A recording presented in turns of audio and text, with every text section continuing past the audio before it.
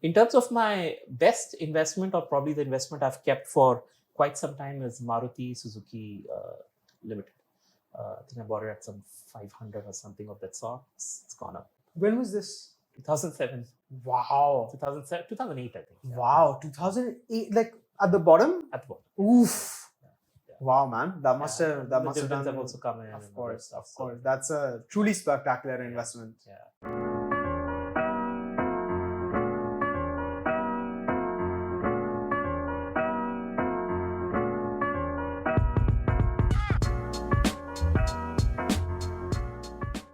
Hey guys, thank you so much for joining us today. We have the privilege of bringing a really unique guest to you, Mr. Shankar Nath. After 20 years in the traditional financial services industry, Mr. Shankar Nath moved on to become a content creator on YouTube. And he teaches us the secrets of how he manages his portfolio and shares his insights through his journey both as a content creator and an investor. Trust me, this is a podcast you don't want to miss. Hey guys, welcome to the 37th episode of the Indian Market Story. We're here with a really unique and special guest, Mr. Shankar Nath, who's had a very interesting journey, from being a BFSI, corporate guy to now being a Finfluencer and content creator. Shankarji, please do tell us, how did you, fall into this mess? How did you go from, being a respected corporate employee to the bane of SEBI nowadays? Yeah, thank you so much, Varun, for having me here. I think Finfluencer is pushing it a bit. I'm just someone who started very recently. But yes, things have been good so far. I think people have shown a lot of love and respect to what I'm doing. So thanks for, having me here. Yeah, it's a question that I get quite often, actually. A lot of people ask me, why did you move after 20 years of working and now you're doing something that probably a 20-year-old, 25-year-old would do, which is creating content. There were a couple of reasons to it. I think when I started within ET Money, so I worked for 7 years in ET Money. And the last 2 years I was actually doing YouTube there. Okay. So I had moved from that business function, I had moved into a content creation function. So there was, it was not like a jerky start. I had some practice around it. But then a couple of things happened. I realized that I reached a stage in my career where my finances were kind of taken care of. And money is a big thing, right? And I talk about money, right? Yeah. So that way, the finances were kind of taken care of. In fact, there's a very nice math around it, something for you and your viewers. Simple math. So if you are 40 years of age, so I was 42 when I moved into this. And the math is simple. All it says is, if you have a rupee and you put it in an instrument which gives you 12.2% returns every year, which is easily possible in an equity kind of a fund, 1 rupee becomes 10 rupees in 20 years. So if I have, let's say, a crore, I know at the age of 62, I have 10 crores with me. So that math kind of played in my head. And I said, hey, financially, I think things are pretty sorted. So that's my first check mark. The second check mark is what I always wanted to do. There are 3 passions that I have. One is investing, and I worked in so many BFSI industry companies. Second is teaching. So I have a passion for teaching. People call me the great Gyani sometimes, so I guess that comes from there. And thirdly, I love creativity. So YouTube became that perfect kind of trinity for me, where I could do my teaching, I could talk about investing, and I could be creative the way I wanted to be. So these were the 2 things that kind of pushed me towards becoming a content creator. Yeah, that's really cool, man. That's really, really cool. I think YouTube is genuinely such a fantastic platform. And we have the opportunity to give gyan to so many people like this. So I want to understand more about your journey on YouTube. So you got started in, I believe, mid-10 2020. Correct. And so from there, we were sitting now in 2024. So it's been 4 years on YouTube. That's a very long time. Right. So what was that journey like? How did you grow on YouTube? What was your first YouTube video? I'd love to know that. Oh, okay. Yeah. So I had no idea how to, kind of even. I couldn't even think what goes behind actually creating a video per se. So we want to get on the right foot. So we actually hired a studio. That was how the first video came about. So there was a professional video in Gurgaon. I was there, another colleague of mine, we were there. And we were zapped because I was just wearing my regular shirt and jeans and I was there. And there they had a makeup artist, They had someone to take care of the audio. They had a couple of directors. They had light setups. They had light guys there. They had one costume designer and everything. I was like, what is Wow, happening here? man! Wow. Yeah, that's how the start was, right? And this first video that we created, and they had this nice teleprompter there, and I still use a teleprompter for my videos. I find it comfortable that way. So the whole thing was there. The first video was on some mutual fund. So the script was also given to me, and believe me, if you look at that video now, it's like so horrible to look at.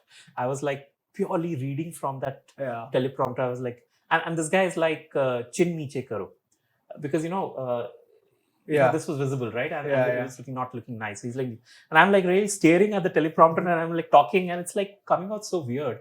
It was a small 4-minute video, so that's how things started. So we used that studio for a couple of shoots, so about 10 odd videos we would have done there, and then we moved everything in house. Then I joined the team on a permanent basis, and then we created our own studio setup, something like what you have here. So we had one at Eating Money of our own. So yeah, it's been an evolution of sorts. We figured out how things need to be done, how to do the editing process. So we got a full-time editor with us. That's how it kind of happened. And then when I kind of moved into my own setup, I had seen the ET Money scenario, right? So I thought maybe you need to have a studio or something like that. But no, that's where I hired a freelance videographer, and this guy actually kind of encouraged me that let's test it out. Let's see how it is. If we use our own sofa, if we use our own stuff. We didn't go for anything fancy, just a few lights. It was a very expensive microphone. I still use a 600 rupee microphone. Let's test it out. Tomorrow you can always improve things, right? Of course. And that worked perfectly for us. What we realized is content is the big deal. All these peripherals can be ignored by the user as long as you're doing your stuff well. And that became a nice kicker for us. So that's how the evolution went. From a professional setup to a seemingly amateur setup, from a scripted video. From a script which was given to me to something which I'm doing now, which is writing my own scripts, doing my own research.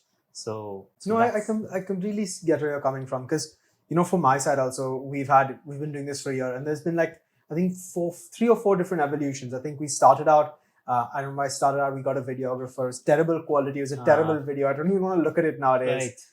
Just a year later. And then we started using our phones and just recording on the phone. Now we have a slightly nicer setup because I believe in trying to produce the best quality content possible. Right. But of course that comes from great content which you're really great at. So what was your content journey like on YouTube? So what was as an individual? What was the first topic you made a video on, and from there, how is the kind of content you talk about evolved? Yeah, it's a very good question. So when I started looking at the content that I want to create, I wanted to create content which is more not on theoretical stuff. I wanted to have more actionable stuff. And the first video I created was on how you can use small caps in a very efficient way and make around 16% returns. So what I'd done is I had shown this entire trajectory that small caps and large caps take. So both of them they kind of go in the same direction, but there are massive valuation gaps between small caps and large caps. So this is something I have observed for so many years now, and there's enough literature on this. I used that entire thing. I pulled out data from Nifty indices. I did that entire Excel sheet, this thing. I did rolling returns, I did trailing returns. And by the time I finished that research, even I was convinced that this is a great strategy. So that's how the conviction came in. That, hey, what I'm actually putting forward is something that actually works, because the data is saying it works. Then I went back and looked at what I had done over the last 4, 5, 6 years of doing mutual funds. And I realized that I have been using this subconsciously. I'd been using this strategy, and it had been giving 2-3% higher than what a regular fund might have given. So that was the first video. So I started with the 16% return on small caps. Out of curiosity, how did that video do? It did pretty well. I think it's a 1 lakh view Wow. video. Yeah. Wow. Correct. Did pretty well. So got off the mark with a bang, man. That's incredible. Yeah, I got some help. So I won't. I'll be very honest here. I got some help. So creator community is very small. It's not like big. Yes, there are a lot of people creating, but then finance topics. Really passionate about creating, kind of stuff. Very small. Yes, and another thing I realized with the creator community is a lot of people are creating. Correct. But the people that are consistent with creation, that do quality creation, is very, very Correct. small. Correct. So if you have knowledge and if you're consistent about it, you can be a superstar when it comes to content. It's as simple as that. Yeah. So the first kicker was given by Sharan, Finance with Sharan. Okay. So he kind of got a link to my video from somewhere on day 2. And he calls me up. He says, Shankar, you've released this thing. You should have told me. I said, okay, I'm telling you now. And he put up a story. So that story immediately got me a kicker of 700 subscribers. Okay. Then the second video was on coffee can investing. It's a very popular concept outside of the country. Even here, Saurabh Mukherjee has that book also on coffee can investing. That was picked up by Label Advisor, which is also a big channel in the finance stream. And this guy posted in a story, and this I got 500 subscribers within 10 minutes. And that day, I got some 3,000, 3,500, 4,000 subscribers. Wow. So I've been blessed in that way that, I've helped them without even asking anything in return. And they have helped me without asking anything in return. Okay. And that's how this nice community is, right? This creator community. I'll go back to that bane of SEBI thing that you said, whatever that is, right? Yeah. But look at how the creators work together. No, absolutely. And actually, this is a great segue into the next subject I wanted to talk about, which is, what the value that Finfluencers and content creators are bringing to the Indian ecosystem, and sort of the bad actors in this space and how SEBI is viewing it to some degree. Correct. So you've been doing this obviously much longer than me. So I'd love to hear from your perspective a little bit about how this ecosystem's evolved and what you think it's doing for the country. I think this entire jump you see in demat accounts and this thing, I think Finfluencers have played a massive part in that. Yeah. Believe me, I have been in this industry, so I know how a product guy in a AMC or in a bank or in a insurance company does a presentation. It's tasteful. Yeah. You don't want to listen to your own company's guy talking because he won't make sense. Yeah. He's only making sense to himself. He's not making sense to the person who's Yeah. not at his level, right? That's where the Finfluencers came in. They said, hey, I'm going to create content that will make sense to you. And it kind of raised the entire financial literacy rate within the country. Yeah. Today, there are so many people who understand things. Yeah. Right? I get into calls with people and people say, because of your videos and other people's videos, it kind of propelled me to learn more stuff. And now I'm confident about my finances. The direct plans, which is what most of us talk about, it's jumped up because direct plans are DIY plans. Yeah. People need to understand things. Where do you go for understanding things? You got to go to YouTube. Exactly. Yeah. And I want to try and, just bolster this with some good statistics. I think over the since 2020, there's been, I think, the number of demat accounts in the country have nearly doubled. I think there's roughly 120 million or so today. And I think pre-2020, there were maybe 40, 50 million. I don't know. I don't know the exact figures. Hopefully they'll be on screen. And another really interesting statistic that I came across today, in the last year alone, 20 million people were added to the mutual fund investor pool. 20 million people started their first SIP. Right. So there's obviously, a really positive side to Finfluencers. But what SEBI points out and what, I've come to learn, there's also a lot of people in this industry that are here to take advantage of the gullible viewer. Correct. And I'm sure you've come across many examples yourself. Correct. I've come across several examples myself. But I want to hear your thoughts on sort of how that ecosystem has played out and what's really happening and what viewers should be aware of when they're consuming, financial content on these platforms. So I think the regulators, which is not just the SEBI, but IRDA, RBI, everyone has been doing a job when it comes to investor education. And a lot of my advice would be kind of similar to what they have been saying, that, don't expect extremely high returns. Yeah. Can't get 40%, 50% a year or stuff like that. Be careful of people who, kind of are more fashion than function, you know. Mhm. And there are people like this even There within the are, yeah. YouTube space. You'd have seen, you know, people who kind of talk like that, show their screenshots of their that have made so much of profits and all Yeah. that stuff. You know, these stories keep on coming from time to time.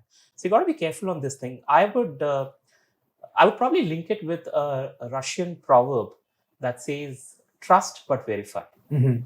right? So you should trust people, but you should also verify what are they really up to, what have they done so far, Mhm.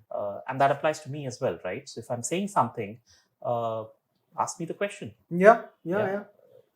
So one question which will probably people won't ask is show me the data, because that's what I try and do in every video of mine. Of Like, this course. is the data. Yeah. But then I also give in the description where I got this data from. I give the source. I Mhm. say, go ahead and try it. Yeah. I give the Excel sheet, the worksheet, saying this is the data. Yeah. Now you can try it for yourself. I've used 5%, you can use 7% and see for yourself. Of course. So I think that's a really, really important thing that people ought to do. I think Zerodha has also come out with the verified P&L. P&L, Correct. which is very, very important, because I think there's so many people out there that are doing, that are doing trade inducement, particularly in the FNO segment. You obviously don't do very much, don't do any of that. You're no idea what FNO is. Great. Yeah. So why don't we talk a little bit about, what sort of financial instruments you talk about and the kind of portfolio construction you recommend. Right. So I thought we could do a little exercise. Yeah, sure. And the way I think people should approach their investments is they start out by identifying, what their needs are in life, what their wants are in life, and then figure out their asset allocation, their portfolio construction, and then go into instrument selection. So why don't we do that as an exercise? How do you define a portfolio philosophy? Like, how do you define what assets you should be holding, in what proportion you should be holding these assets in? Yeah, so let's pick one goal. Maybe that's Sure. the best way of going around it. And let's pick a long-term goal. Sure. So let's say retirement, right? So Yeah.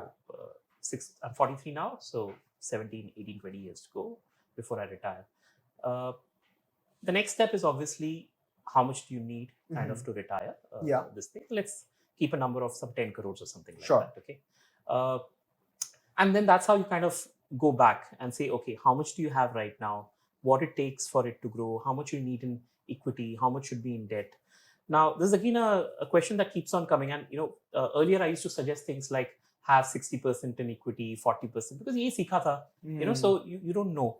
But now that I've reached that stage where, financially there's money, in the portfolio and everything, I have made some changes in the philosophy also. So now, for instance, I always say, hey, you should work towards your debt and equity, but there'll come a time when your debt would be enough that you don't need more debt. Mm-hmm. So it's not that you have 50 crores and you have to keep 20 crores in debt, because 60-40 is what my financial advisor told me. No? Yeah. That makes sense. You might be happy with just 2 crores in debt, and then the rest of it can actually go towards equity. I've reached that stage. Okay, so I have a debt cushion with me. So I don't put anything else on debt. Okay, and everything else now goes into equity. And that's how I'm going to keep. In terms of how I have my own portfolio, maybe that's a good way of understanding this, is presently about 63-64% is in equity. I'll do a breakup as well. Sure. Out of that, 50% is in large caps plus international a bit. 25% is in mid caps, 25% is in small caps. Okay. So I'm like a multi-cap fund.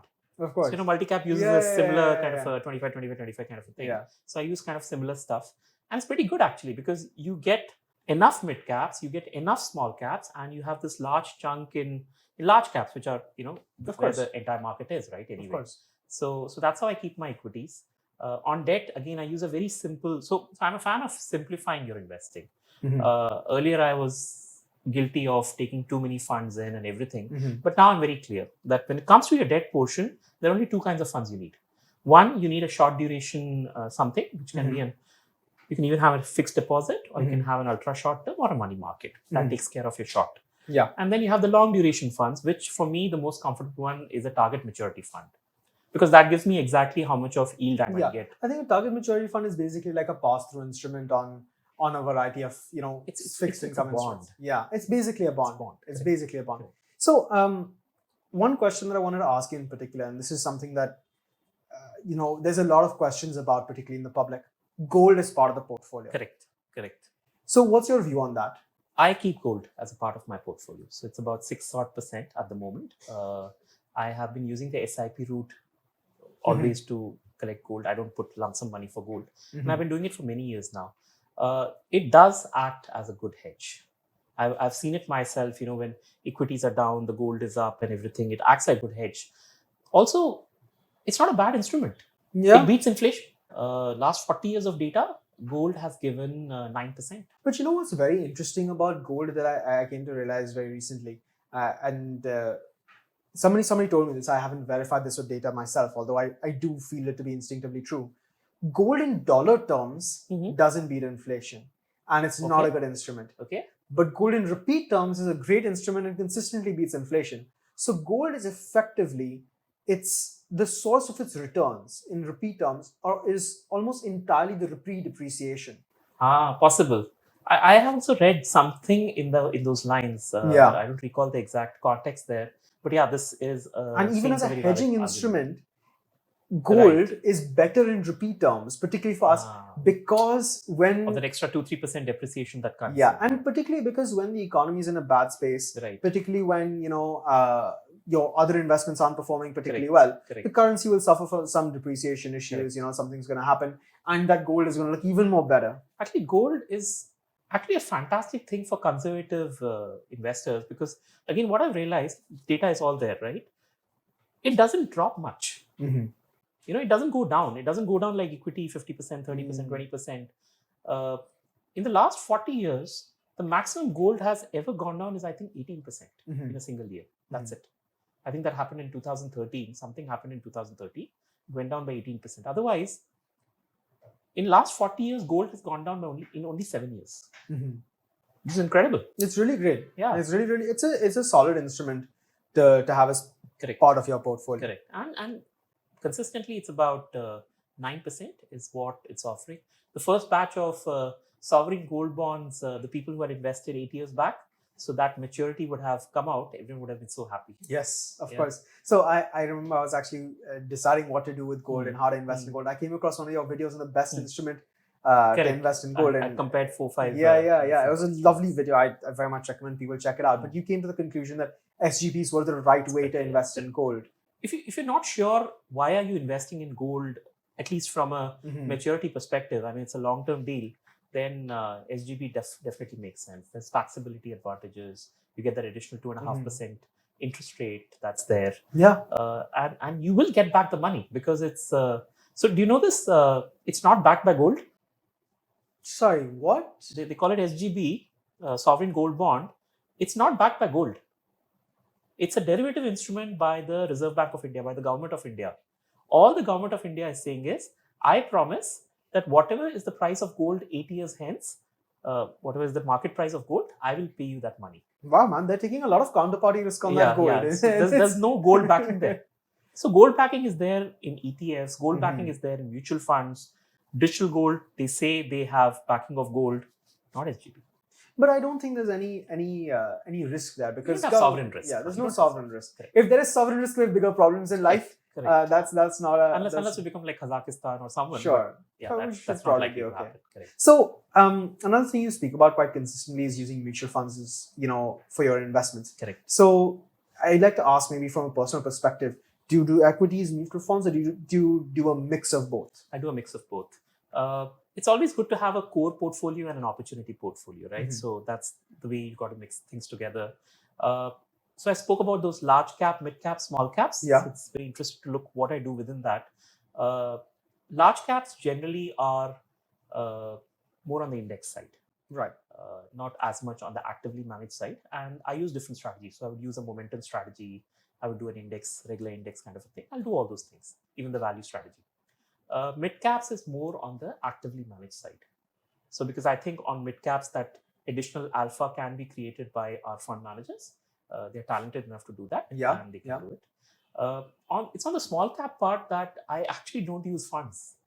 Okay. My small cap is on stocks. Okay, very interesting. So my stocks are small caps and micro caps. Okay. And there's a reason for that. So when I look at a large cap company, let's take Reliance Industries, who's going to read 600 pages of an annual report? I'll not be able to figure out the business, how everything matches together and everything. Yeah. But if you take a smaller company, a micro cap company, it's just 100 pages.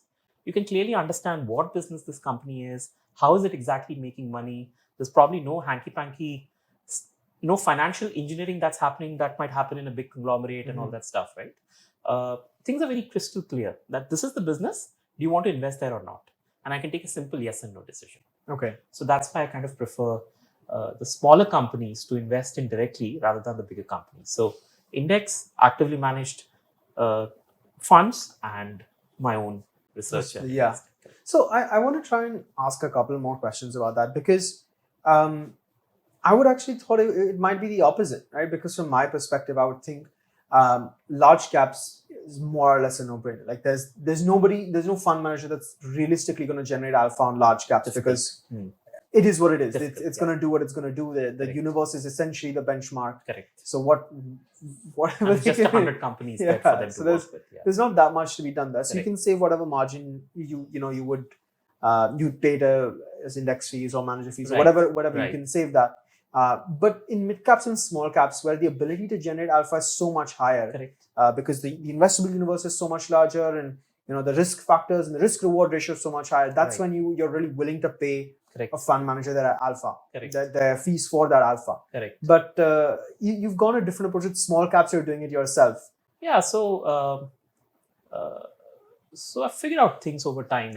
There's a lot of mistakes. So I started investing in 2004. Okay. So I'm completing 20 years of investing. Okay. So 20 years of experience, guys, is a lot of weight. There. It's been on and off because, you're learning, right? So when 2008 struck, I lost my entire, it felt as if, the world has come crashing down, right? Losing 60% of your wealth over a few months and everything. So it's a little stopgap. But I've been a bit consistent over the last 5, 6, 7 years now in terms of investing. The more you read, the better it is. Of course. You read the first annual report, you read the transcripts, and suddenly you seem to know a lot more about the company, right? So all that really works to your advantage.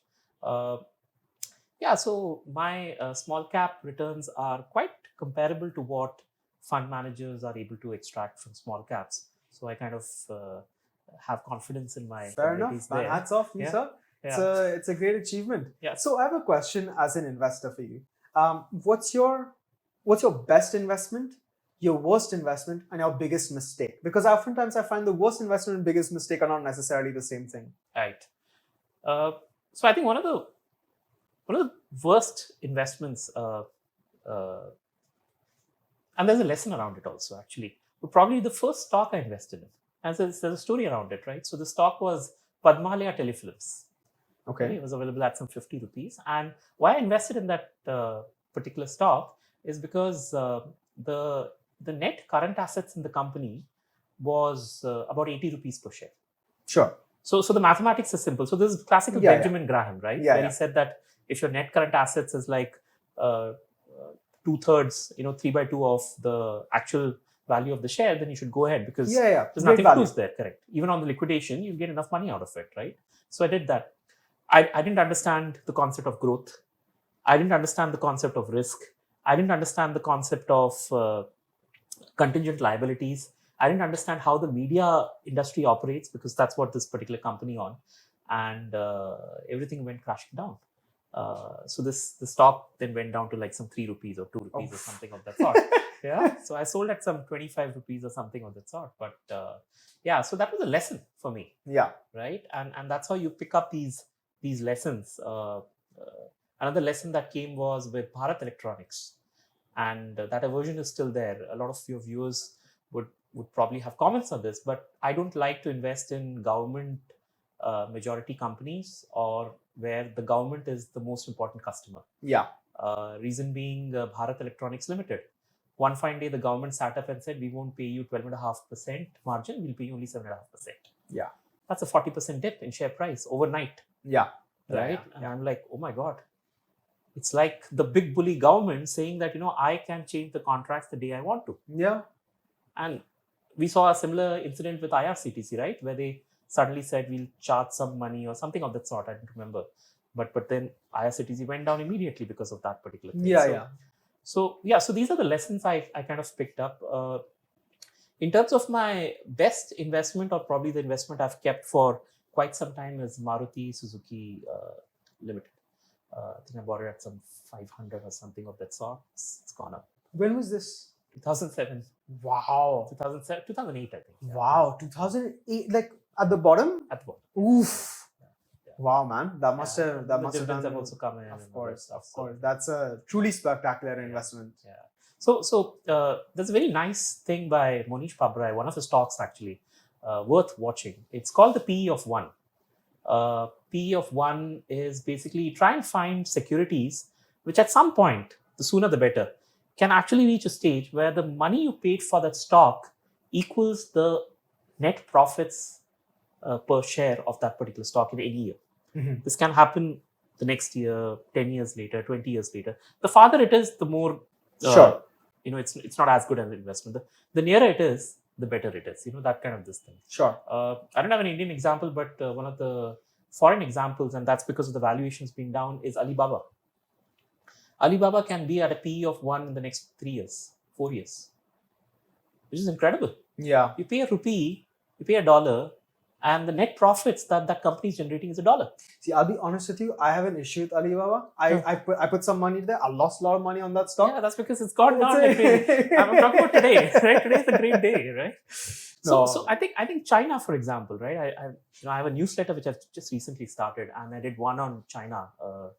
I was sure it's going to get emotions out of people, because it's a very touchy topic, right? But I feel the Chinese stock market is right now at the point of maximum pessimism. It can't go lower than this. Everyone hates China. Yeah. Whether it's the Indians, whether it's the Americans, anyone, everyone hates China. Yeah. And that's a great time to buy stock as an investor. Yeah. Yeah. So keep your emotions aside, your nationalistic fervor aside, and you adorn the hat of an investor, and you start seeing rays of sunshine. But China. the thing with China is, just in the same way you like avoiding companies where the main shareholder is a government entity. That's the case with everything in China. But then you're talking about the state-owned enterprises, right? No. Even the private companies like Alibaba, as an example, they serve at the behest of the state. Right. Like and this is why I think maybe we've reached the point of maximum pessimism. But I can very realistically see Xi Jinping turning around tomorrow and saying, I need all companies to do ABCD things because I want to change the culture of the country. Like, you need to give 2 years maternity or paternity leave to everyone because we need the population to come. Which is like, he can do that. He can do that, yeah. Correct. That's when it becomes a contrarian bet. What if he does the exact opposite? Your money will grow by 10 times. That's always the risk reward, right? Of these. So it's like investing when the odds are in your favor. You have 1 to lose and you have 10 to gain. Isn't those great odds? Those are great odds. That's what the point of maximum pessimism is. You want to lose, you have 10 to gain. Okay.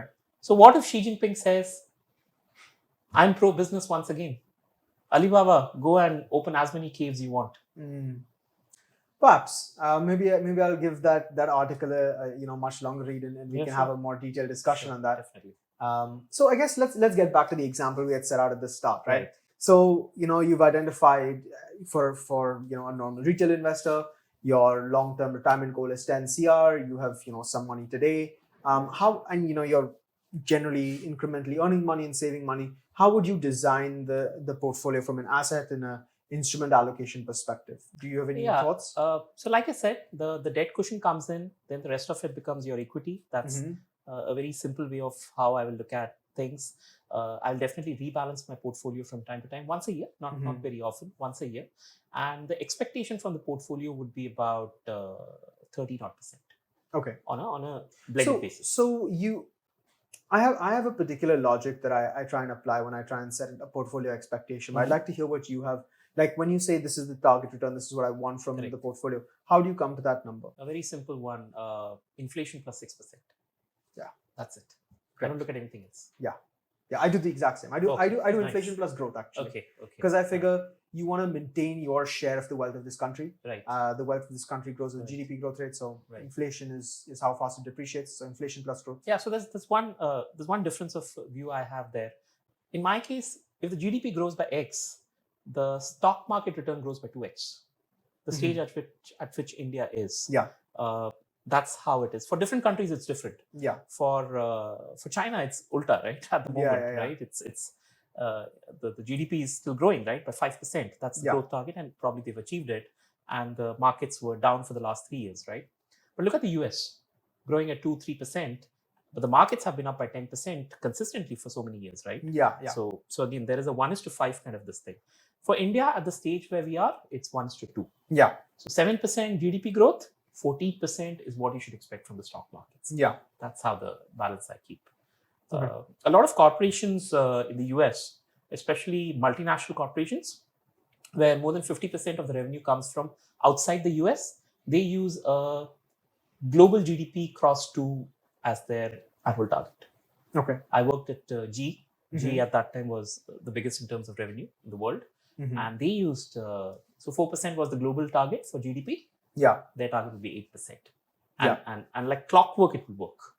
And I got to know that even the other corporations like McDonald's and Domino's and everyone would use that similar function, saying global GDP multiplied by 2, that's our target for the year. That makes a lot of sense because with operating leverage, shareholder value accretes. Yeah, that makes sense. That makes a lot of sense. So one thing that you also speak about quite consistently. Now we've identified what your asset allocation's got to be. Right. I think, like me, you're a mutual fund evangelist. You quite believe in using them in the right way at the right time. So how would you go about identifying the right mutual funds for our frictional investor and their retirement goal?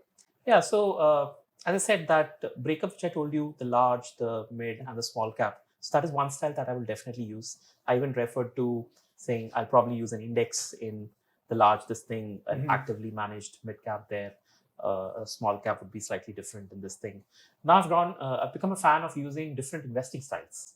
Okay. It was something that, not my fault, but we didn't have much options in terms of investing style. Everything was market cap related. Yeah. Now I actually encourage more and more people, and people are doing it actually. I'm getting people to move into different investing styles, like either use a value or a momentum. I'm a big fan of momentum. Mm-hmm. My education doesn't allow me to think that momentum is a great thing because it seems very counterintuitive, right? That this thing has gone up and therefore it will go up further. Yeah. We think the other way, right? It's gone up too much, so therefore it should go down. But momentum says the exact opposite, right? I'm now a believer. I was not a believer of this for so many years. Okay. Last 4-5, not even 4-5, last 2-3 years of looking at data, studying data, and thankfully YouTube allows me to kind of change my notions from time to time. And when I study data, I get to know better things. Now I'm a believer in momentum. And now 15%, 15, 16, 17% of my portfolio is actually into momentum.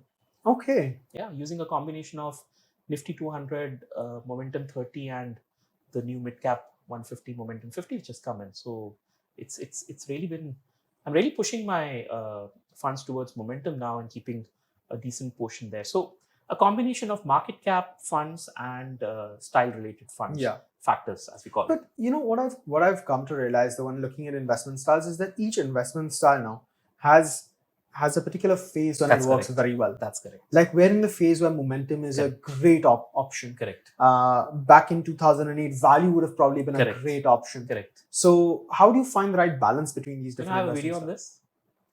I was reading something, and there was a long study. And there was somewhere, there was a small line which said, generally momentum and value are weakly correlated. I'm like, that's a great line. Let me explore this further. So what I did is I took this momentum fund, the index, I took the value index, I meshed them together, and I said, let's see what I can make out of it. After rebalancing it and everything, how much I got? I got 16.2%. Oh, wow. I go over 17 years. Then I did a rolling return. I said, oh, that might be a fluke. But because these two are negatively correlated, not negatively correlated, weakly correlated, right? Yeah. Rolling returns were actually pointing, whether you use a 3-year rolling return, 5-year, 7-year, 10-year, it doesn't matter. Everywhere you're getting about 15.2, 15.3, 15.4%. Not bad. So, but how do you define the fund the capital allocation between these two investing styles? That's anyone's call. So I used a 50-50. Okay. Because that's anyone's call, right? And you're right. Momentum does extremely well in bull markets. Momentum doesn't do well in bear markets. Value does better in bear markets. It doesn't do well in bull markets, correct? So I use that logic. So somewhere you have to use the logic, right? And what was the rebalancing period you applied? Annual, once a year. Okay. Interesting. Yeah. Very, very interesting. So I did that over 17 years, and I figured that this is a great strategy.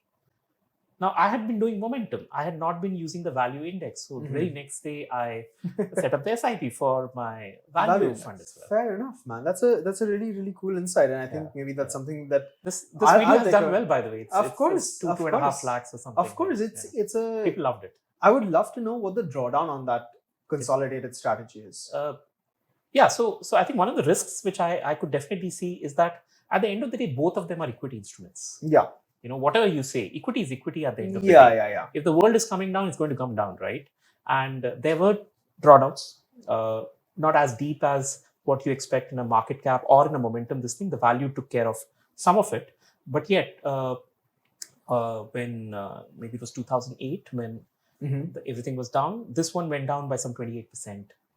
There was another period where it went down by some 14%. So these are equity funds, right? It's going to go down if everything else is going down. But it's weak. There is some counterbalancing which is happening. No, I'd love to compare the drawdown of this strategy to the drawdown of like a naked Nifty, just how that worked out. Right. Or drawdown of the respective either benchmark, so to speak. Because if you would think the value would protect your drawdown a little bit on the bottom, and the momentum gives you the upside that you want to the bull. Here's an interesting metric that came out of it. And I was just trying out multiple things, right? I noticed that the drawdowns are lower when I did this momentum plus value 50-50 kind of combination. But the volatility was still higher. How so? So it's like this is the wave that's happening, and the wave is happening, right? It's not that they were like perfectly counterbalancing with each other. Right. Maybe this was at zero, this was up, and this was something was happening. When I did the standard deviation calculations, the volatility was actually higher as compared to the Nifty 50, but the drawdowns were much more manageable and controllable. Okay. So as an equity investor, I expect volatility. Yeah. Right. That's going to be there. What would really wrench my heart is if suddenly my money goes down by 40%. Yeah. So I think somewhere this combination was taking care of that particular thing. That's really interesting. And I'm sure a lot of the viewers here that haven't checked out this video, and I can't imagine there's very many that haven't, I'm sure they'll all go check it out. Yes, it's a good one. Yeah. People loved it. So I guess I'll move on to my final question of the podcast. And I just want to generally have a talk and try and pick your brain on what you think this next year holds for the Indian markets. Yeah, so generally there's hardly any negativity around that I can see. You don't hear much that's going on. At least from an Indian space, I think the next year should also be a decent year. Not as good as what we have been seeing for the last 2-3 years, but it should be a decent year because the valuations are not very expensive. Yeah. If you look at your forward 1 year, it's about 20. Yeah. It's okay, right? Yeah. I've seen times when it's 28. I've seen those times as well, right? Yeah. So there's nothing actually if you go with that particular regard.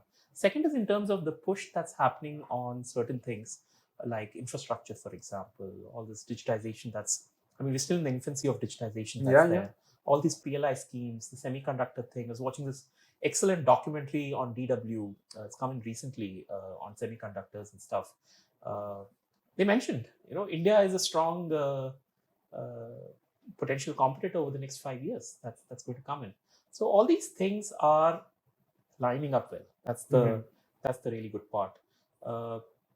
I would say that probably the fate of the future of a country is actually in our hands, as compared to when we talk about China and we say that US is doing this and this that. And I think this is maybe the first time in our independent history that's genuinely true. Correct.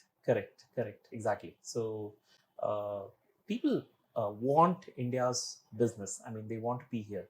So that's a kind of an insulation that happens, right? So it kind of insulates our different sectors, etc. But what we are doing internally, I think it's good. The other big factor that's coming is not as much as what we want, but still there, is on the capex that's coming in. The public capex is anyway there. Government is spending a lot of money, but even the private capex has started. Yeah, private capex in the last quarter has really picked up. It's picked up. I read a lot of these earnings calls, listen to those earnings calls. You can see that, where some of the CEOs, when they talk, they are surprised that, how much money they are so happy to spend now. Yeah. It's a sense of, I know this is going to work for me. That's the kind of, rigor that's there today that will help us in the future. it's not easy to predict, but the signs are strong. Yeah. That's how at least I look at it. I think the India story is there at least for the next 10 odd years. Yeah, for sure. There's nothing. For sure. I think against the next 10 odd years, you'll probably have a full economic cycle, so full downturn, back up again. But the story should stay intact. Correct. But one thing in particular over the next year that I've been speaking to a few people about is there's an expectation there's a lot of FII money coming in as the next set of interest rate cuts start getting fully priced in, more forward guidance comes into play. That yield hunger will sort of reignite in FII capital and come like a flood to India. So there's a hope, at least in a lot of people that I'm speaking to, that this next year will be a blowout. The only problem with FII money is it's like hot money. All it does is increases the valuation. Yeah. It's not capital that can be used. Yeah, it's not productive capital. Exactly. It's not productive capital. The FDI is the productive capital coming in, right? The FII is all still hot money that comes in and goes out, whims and fancies of international fund managers and Morgan Stanleys and Moody's of the world putting in a credit rating for us, right? So that's there. But any money is always welcome. So yes, the FII money coming in still always good. But yes, I think we're getting more and more insulated of this FII money. I remember when I started my investing this thing, FII money was like God showering gold coins on us, at that time. The institutional, the DII money was nothing. The retail money was even nothing. So Now we're bigger than FII money, or at least have it in the last couple of years. Correct. So it's a unprecedented counterbalance. Correct. But that we've never had before. I tweeted, or I think I WhatsApped Mukesh, ET Money CEO, that I was telling him that when we started ET Money, 2016 is when we started the MF sales thing. The entire country's SIP was like some 5,000 or 6,000 crores. Now it's like I think 19,000 crores is what goes in every month, right? So it's kind of 3x'd. And this is big, right? So that's what has happened over the last 8 years. And what's interesting is that this is the other thing I wanted to talk to you about, is that a lot of this retail money and this SIP money that's been coming in is being brought in by players like ET Money. So just to try and present some numbers, 40% of all incremental investors are now coming in through digital first direct plans, through apps like Grow and ET Money and Paytm and PhonePe and the like. And Grow's I think got about 5.4 million SIPs. Right. ET Money has crossed 1 million SIPs. Right. Paytm's just about touching 1 million SIPs. So I think it's platforms like that have pulled a lot of people into the capital ecosystem. Correct. Even so I can tell you from an ET Money perspective that this is always in our head.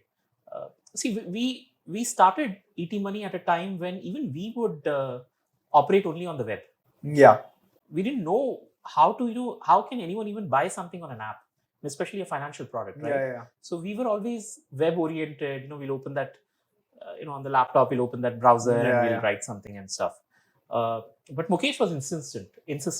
He was like, no, we'll be mobile first only. And it was the same time when, Flipkart had started or Myntra had started something where they shut off their website and they said, we will be an app only kind of player. Yeah. And that was running. And we were like, we should have that web, this won't work. And this, no, we're going to do it. And then when we saw people actually adapting the entire mobile thing and finding it so much more useful, right? You can just open, this is much I'm going to pay. In terms of, this is a very interesting statistic, the maximum open throughout the day, 24 hours. When do you think people used to open ET Money app the most? What time of the day? 3:30, 3:35 market close. They used to open at 10 o'clock at night. Oh. Because 10 o'clock is when the NAVs get updated. And they want to look at, how much did I make today? Okay. Yeah. These are the kind of user behaviors which we saw. I suspect. People like seeing, aaj kitna bana. Another very interesting statistic, about 60% of ET Money's SIPs and investors there were not from metros, not from tier 1, but from tier 2, 3, 4, etc. Yeah. I still remember these 3 gentlemen had come to our office early morning. So I get a call that, sir, someone has come in, please come. Okay, so I go down to the reception and there were 3 young men. All of them were impaired. They could not speak, they could not, hearing deficiency. They were, I think, employed in the Haryana Provident Fund office or something of that sort. I still remember that. I was communicating with them, writing stuff on my notepad saying this is what you want. We resolved whatever was the problem there with them. There was some understanding problem. But then I went back and I sat down, look at this. This is what we wanted to achieve, right? Yeah. Complete accessibility. Anyone can actually use this particular thing. Yeah. We also used to do these calls where we would talk to people randomly. So I connected with a lady who runs a Kinara shop in Porbandar. And what are you doing with ET Money app? And she's like, paisa jo bachta hai, main 500 rupees paisa hi nikalti. Wow, man. Now I think this SIP and the inclusion of more and more people in the capital markets, I think that's truly how we get from where we are today to the next step in this country's evolution. So just one thing, the reason I started this podcast is I was born in 95. Right. When I was born, we were at $500 in per capita GDP. Last year we crossed $2,500. I think if we can meaningfully include people in the capital markets really aggressively, then by 2030, I think we can hit $5,000 in per capita GDP. Right. It's our growth is 7%. To hit $5,000, we need 9.5% or so. So 9.5% growth in GDP. Yeah, we need 9.5% compound growth in GDP to hit $5,000 per capita. Right. We're at 7%. So there's a little gap. Yeah. But I think if we really juice up the investments in this country and get more and more people involved in capital market investing, then not only the markets become more efficient, but people have more capital to spend. Yeah, and lifts the burden from the government also, right? I mean, they don't have to spend on welfare schemes, etc. Yeah. That money can be used for other stuff, right? Yes. It's what you call as a circular economy, right? You do one good thing, and it kind of virtuous circle. Yeah, it's a virtuous circle. Correct, absolutely. And I think great content creators like you are so critical to that. Because we look at the journey that people like yourself have taken this country through, and. Please don't stop. There's a lot more to go. There's another 100 million people to bring into the... Yes, there is still a lot to be done, actually. That's true. Yeah. That's true. So I think that's all the questions I had for you. Just one last thing. Do you have any advice out there for, new, young content creators like myself? Because you've been doing this for a long time and you've had a lot of success with it. What can I do to be more successful and deliver more value to people? Yeah, so one is obviously, as we said, the two things that's important. One is the knowledge part. What happens when you become a content creator? The thirst for creating content increases, and the luxury of gaining knowledge decreases because you don't find time. Yeah, that's something which has happened to me as well. I've seen so many people who are unable to spend that time to read a book or to kind of watch a nice interview that's happening on TV or a documentary or stuff like that. So that's first. I think consistency is number one. The knowledge is number one. Second is consistency.